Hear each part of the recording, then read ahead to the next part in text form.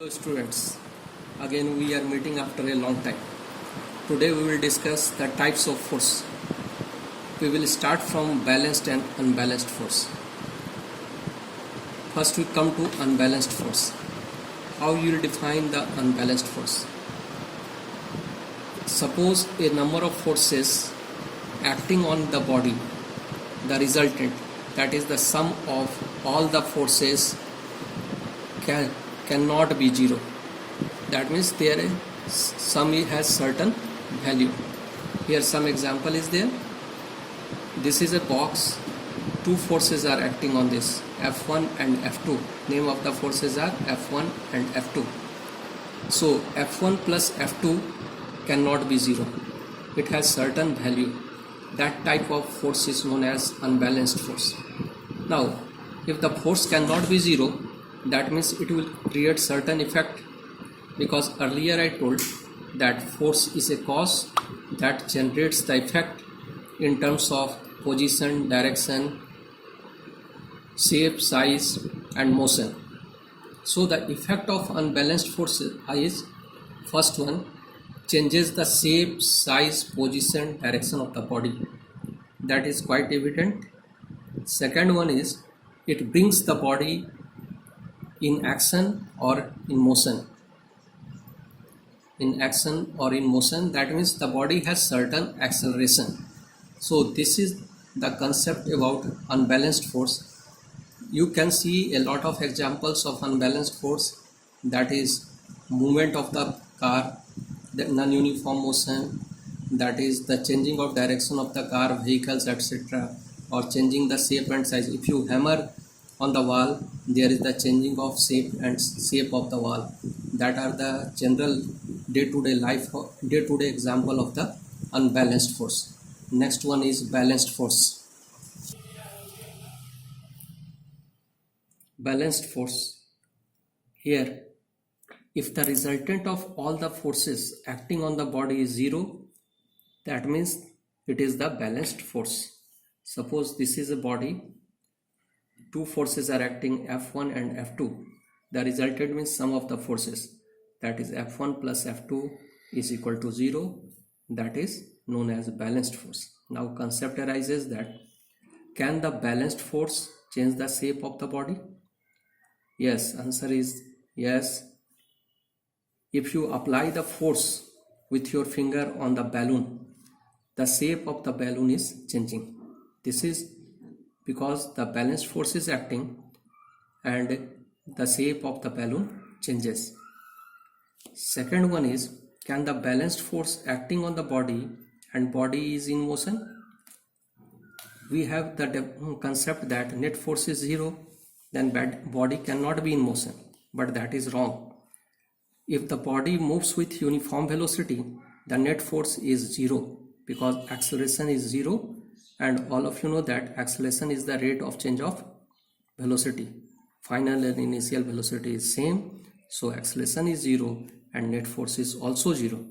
Still the body is moving with uniform motion. Another type of forces are contact and non-contact force.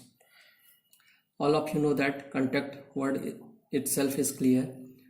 Here the bodies, two or more bodies are in contact. The force acting is known as contact force. There are some types of contact force. First one is spring force. Here the spring is connected with the body, and since two bodies are in contact, that is spring and the body. Normal force. The normal force is the force that is acting between the body and the surface, and this force is always acting perpendicularly upward from the surface. You can see this force is acting perpendicularly upward from the surface by which the body is in contact. Another type of force is tension force. Tension force, it acts, suppose a body is in contact with a rope or the string, the tension created on the body is known as tension force. Here the magnitude of the tension force is T equal to M into G.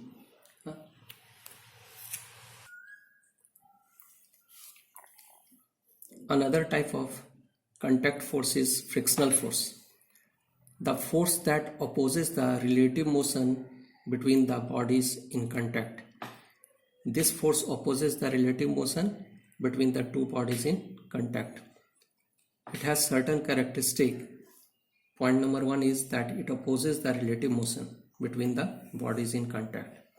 Second one, it is a self-adjusting force. Self-adjusting means, suppose you are moving on a tiles or on a rough road. You just experience your body wants to be adjusted according to the nature of the surface. Third one is its direction is opposite to the direction of the body in contact with the surface. Always it acts opposite to the direction of the body in contact. If this concept is clear, just try to find what will be the direction of the frictional force when a person moves forward. Next one is it depends on the nature of the surface. If rough surface is there and a smooth surface, then the frictional force magnitude is different one. It depends on the normal reaction. Normal reaction, already I told that it acts perpendicularly when the body is in contact with the surface. So that normal reaction N is equal to mg, and frictional force is F is directly proportional to normal reaction. The point that is major concerned, it does not depend on the area of contact. We will clear it with the help of the example.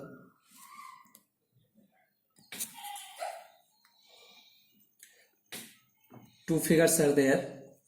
Both the figures have same mass and their normal reaction N is equal to mg, that is acting perpendicularly from the point of contact of the surface. Both the figure has N is equal to mg. You can see here the area of contact of this one is different from this one, but the frictional force is same. Therefore, you try to improve your concept that it does not depend upon the area of contact. Yes, you remember that when the frictional force acts between the liquid, then it depends upon the area of contact, but in case of solid, it does not depend upon the area of contact. Okay.